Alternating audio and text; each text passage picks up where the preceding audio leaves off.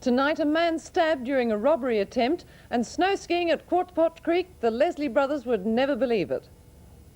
Good evening, Ray Kirby and Alison Weaver with the news. The Premier, Sir Joe Bjelke-Petersen, has called for urgent reports from primary production areas affected by Queensland's cold snap. He said today federal government assistance may be sought to help people in trouble. Sir Joe said that on the Granite belt, new winter plantings of vegetable crops had been destroyed. Early reports indicated the good season was helping shield most sheep and cattle herds from losses, but there could be problems in dry areas if the cold weather persisted. Arthur Copeland reports from Stanthorpe. You know, when I came to southern Queensland 10 years ago, someone told me it got very cold in Stanthorpe, and I said, did it ever snow there? And they said, well, not very often. This is one of the occasions upon which it has. It's hard to credit, but this is the main street of Stanthorpe on American Independence Day. Until about 3 o'clock yesterday afternoon, the snowfalls had been only light, settling in patches here and there. Then the white flakes began fluttering down in earnest over the whole area and continued falling steadily throughout the night. As one resident put it, when we woke up this morning, bingo, white Christmas. This morning, Stanthorpe and the rest of the Granite Belt presented the kind of picture one usually finds only in those wintry scenes on Christmas cards. Snow, inches deep, on the roadway, covering lawns, parks and buildings, blanketing paddocks and orchards, piled up on the roofs of houses and covering vehicles in car lots, and being pounced upon eagerly by just about everyone to be turned into a snowman. It seemed the town had suddenly gained dozens of sculptors with a rather limited repertoire, albeit one with variations on a theme. It seemed everywhere one looked, there was a snowman. And while the young and the not-so-young were out having a ball with the fluffy white flakes, orchardists were also looking approvingly on the scene. Strange as it may seem, the intense cold and the snow will actually benefit the region's acres of fruit trees. Stephen Tancred of the DPI Horticulture. It won't harm the crop. We've had a bit of a warm spell here, so in some ways it's good to get a cold spell. It won't harm the crop. What's it actually do? Stone fruit and apples have got a chilling requirement. This will help meet the chilling requirement, and if all things go well, we'll have a good crop next year. While orchardists may look upon the unexpected cold snap as one of nature's bonuses, sheepmen may have cause to adopt a rather different view, as stock and station agent Sess Mann told Bruce McGuigan. Bruce, a little bit hard on anyone with a few lambs. I've been talking to a friend of mine out over the border with a few young lambs at the ridge, and they've had to shift them all to shelter, and especially the younger ones, they've had to shed them. Be all right if it doesn't last much too long, another day or so, but then they'll want either rain and a bit of sunshine to sort of get them past the worst crisis, I think so. Would anybody have sheep off shears at the present time? One friend of mine that I know of down at Fiesta down here, Clive Bagor's got him off, but I can't contact him. He's not on the phone to see how he's going, but this won't go too well with him. What's the most... He'd lose some for sure. So. And the cattle situation, they'll be able to hang on for a while? Oh, well, for another day or so. We'll have to look at feeding them tomorrow. That's if the ground's still covered as it is now. It's pretty thick over most of this area up around here. Well, you've been in the Stock and Station Agency here for a good long time. Can you ever remember conditions so bad for stock as this? Not in my lifetime. Treacherous conditions on the roads overnight and again today tested the skill of many drivers, and several came to grief. A small sedan was written off last night when it left the road and overturned near the Turners Creek Bridge at Brayside between Warwick and Stanthorpe. Around 4 o'clock this morning, the icy road claimed a Porsche, which left the highway and rolled down the embankment at the same spot. 4 hours later, a Rover sedan also came to grief there. Police said it was fortunate none of the occupants sustained serious injuries. Both police and the RACQ strongly suggest that unless people have an urgent reason for travelling on the New England Highway, they should leave their cars at home in the garage.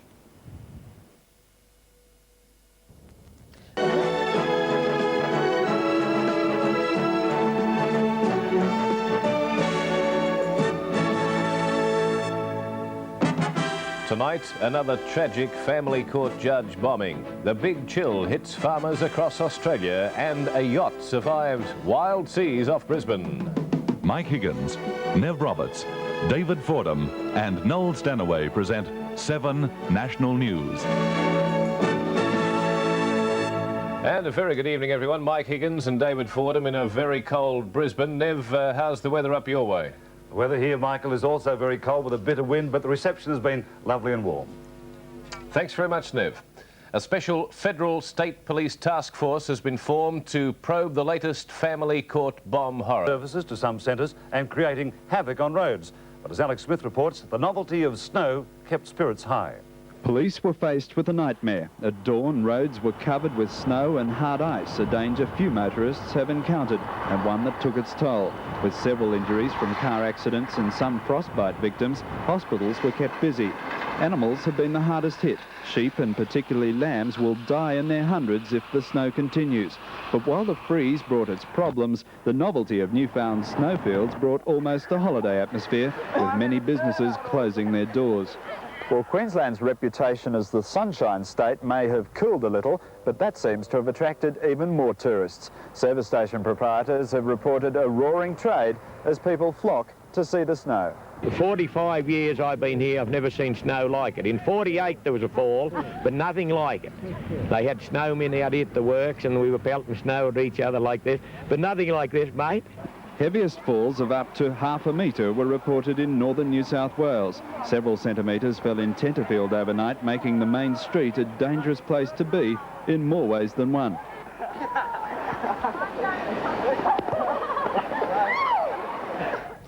And Queensland's far north hasn't escaped the big chill. Killer frosts have ruined tropical fruit, tobacco and vegetable crops in the Atherton tablelands, and early estimates put the damages bill at millions of dollars.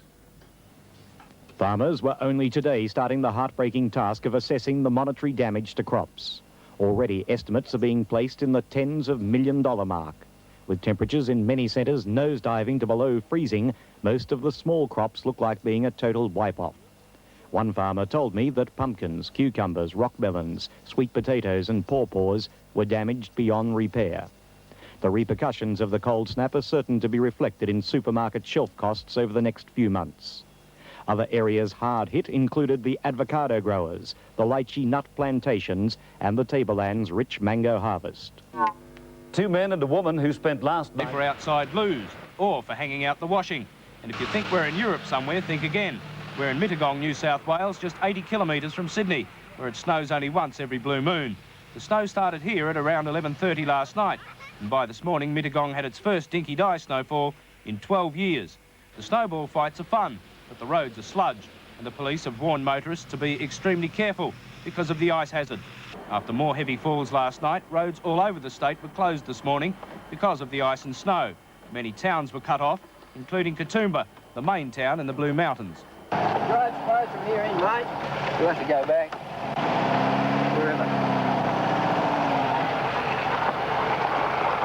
It kept snowing too at Tamworth on the northern tablelands, where local reporters donned parkas and ski glasses when they closed off the New England highway. There's probably 5 to 6 inches of snow here. And beanies at Tenterfield in the far north, where they haven't seen anything like this for ages. The largest or the deepest snowfalls for at least 10 years. Back on the central tablelands at the town of the rugged-up sheep at Orange, they're still rugged up, and reporters there have taken to interviewing snowmen. How long have you been hanging about here? More seriously, the local farmers say the snow might kill off some of the billions of mice plaguing them, but they say they'll still need a lot more wet, cold weather to make any significant dent in the mammoth population. The freak snowfalls are playing havoc with the road transport system. It's hardly functioning. Truckies here at Armidale are at a standstill, as are the posties in Glen Innes, who say their bicycles have frozen stiff. Below normal. On the Darling Downs, there was enough snow for snowball fights and snowmen. But while that was fun for some, for the man on the land, it could spell disaster. Still, there was an eerie beauty about normally sun-baked land covered in snow. And Gary Hartgrave and cameraman Gordon Fuard have spent the last 24 freezing hours in Queensland's freak snowfields.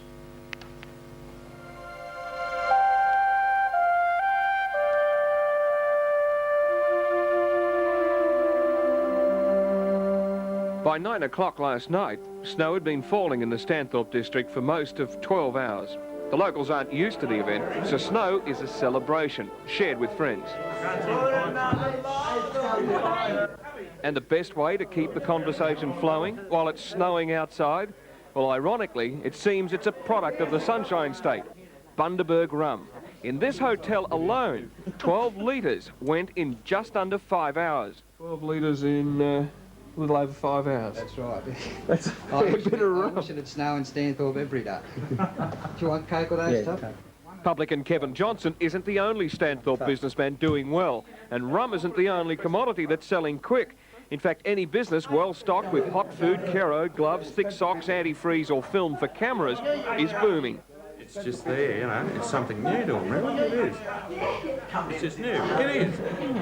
I don't know why you're in here keeping warm, but I really don't know why you're not outside making use of the snow, and a lot of people would want to do that. Well, we've had it all day, it's too bloody cold. Well, I reckon that's the point.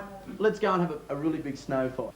Well, that suggestion quickly caught on, and last night a snow fight turned out to be the biggest snow fight in the district in living memory.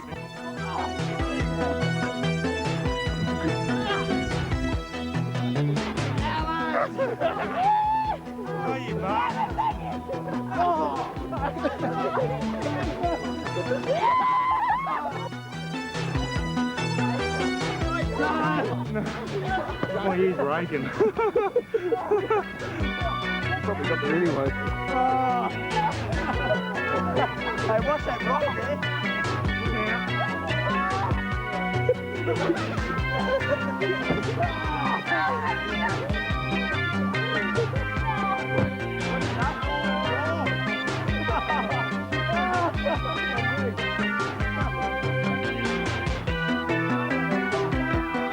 Now, this is awfully sweet.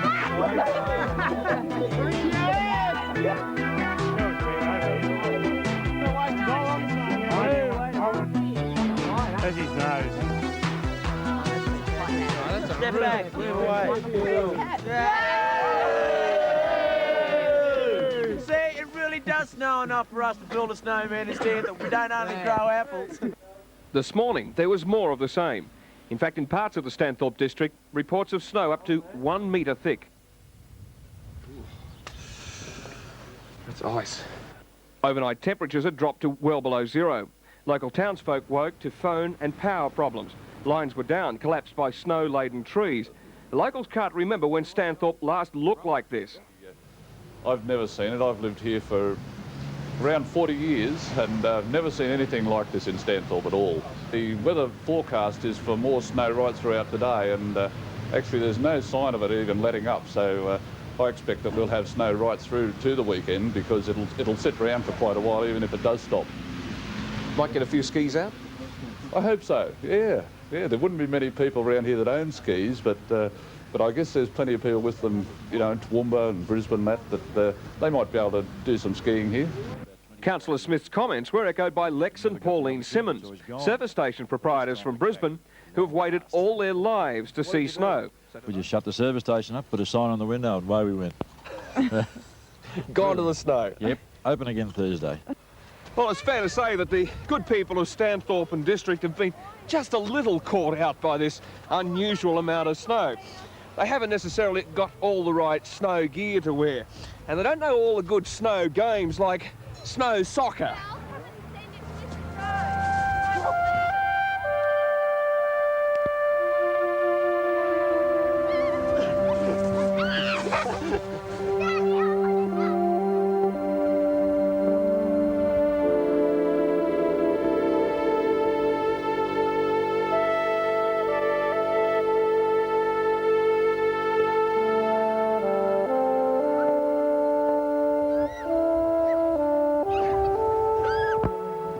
Well, there's our snowman we made last night. Still there. You can barely see it. The snow's that blinding. Well, since last night, there's been a good couple of inches of snow fallen, and indications are that it's not likely to stop. Well, before the weekend anyway. So Stanthorpe and district could be in for a little bit of a mini tourist boom. I mean, when was the last time snow was just 2.5 hours from Brisbane? You want a snow fight, do you? Oh, come out from behind that camera.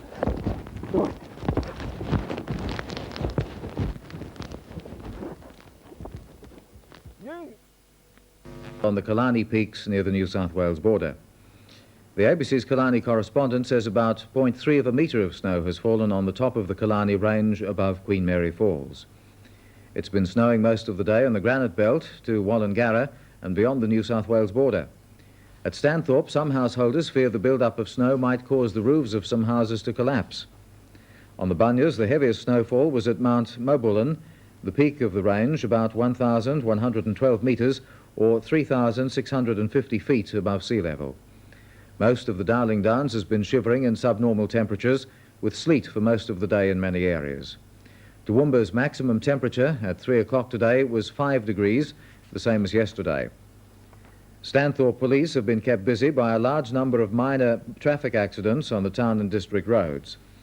Snow, sleet and rain created extremely hazardous road conditions. This was compounded by an influx of large numbers of visitors to catch the first glimpse of snow in subtropical Queensland. The RACQ has advised motorists against travelling on the New England Highway through the Granite Belt to the New South Wales border. Some sections of the road surface had iced up and travel was extremely dangerous. Planted wheat in the southern grain belt will benefit from the abnormally cold weather of the past 2 days. It'll retard the growth of the plant and stop heading brought on by recent mild weather, which has brought snow, sleet and gale force winds to the eastern states. The Premier today called for urgent reports on the damage suffered by primary producers in Queensland. Sir Joe Bialka-Peterson expressed concern at the damage and said the state may seek special federal government help. He said guidelines for joint federal-state natural disaster assistance were under review and a strong case could be made to cover the current frost damage. Producers on the Atherton Tableland in far north Queensland have been the worst hit by the state's cold snap, with frost damage estimated at up to $12 million. Central Queensland small crop growers at Rockhampton estimate the damage at $500,000. There was snow today at Stanthorpe, the Bunya Mountains and the Killarney Peaks near the New South Wales border. While long-term residents of some parts of the southeast say the snowfalls are the most extensive in memory, fears that the cold snap could kill newly shorn sheep haven't been realised. More from Brian Pearce in Toowoomba. Stock agents, DPI staff and graziers all report no major stock losses. It seems most shorn sheep are either in sheltered paddocks or in sheds. One grazier in the Inglewood district says he's shorn 5,000 sheep in the past fortnight and has lost only a handful. Another district grazier shore more than 700 sheep last Monday and Tuesday. All are now in sheds. Not a great deal of lambing is taking place. That normally happens around September, although a couple of new arrivals chose last night to make their appearance on a property in the Stanthorpe area. Milk production on the Darling Downs will drop substantially because of the cold, and there'll be a further decline if it continues. However, the big freeze has had some beneficial effects. It's retarded fruit tree budding and wheat heading, and has also killed many mice, thus averting a potential plague. Brian Pearce, Toowoomba. The Weather Bureau says conditions should ease tomorrow afternoon, but today's strong icy winds cause problems for many Brisbane residents. Alison Keane reports. There was no escaping the cold snap for thousands of residents in Brisbane and outlying areas. Just when a heater or electric blanket seemed a good idea, gusty southwest winds toppled trees across power lines at one stage in 30 different areas. All Sequeb repair crews were on the road, and in most cases consumers, at times numbering up to 9,000, had to wait 3 hours to have power restored. Southeast Queenslanders, a little luckier in the power stakes, joined other consumers around the state in creating a record demand for electricity. The Queensland Electricity Generating Board says maximum demand was at 6:30 yesterday evening, when more than 3,300 megawatts were used. That's about 19% higher than the peak demand recorded last July. Meanwhile, the Weather Bureau in Brisbane, which has been besieged with inquiries from concerned weather watchers, is quietly confident conditions will improve later this week. What's been causing the cold snap? Well, the cold snap we've been having the last day or two has been caused by the rapid, and I repeat the word rapid, movement of cold air from southern areas well south of the continent. Now, the systems causing this are low pressure, very, very intense low pressure in the Tasman Sea and a high over South Australia. Well, we've endured the cold weather for about a day now. How much more do we have to put up with? As I said earlier, these systems are such intense ones that they're not going to move away very, very quickly. They're all wound up, the wind is still blowing strongly and so on. So we can't expect much for today and perhaps half of tomorrow. How do you think we softies in Queensland are coping with the cold snap? Do you think we're overreacting? Yes, well, look, I don't know, you know. OK, it is a spectacular event, I suppose. It is the first burst of winter, we could say, we've had this year. But it's all happened before, you know. If you really want to go back to statistics, 1965, we had perhaps one of the coldest times we've had on record, and perhaps in our lifetime we mightn't see again. We had snow inland from Mackay. The Labour Party Platform Committee on Industry Development has finalised a resolution on uranium to be put to the party's national conference next week. It generally supports the core...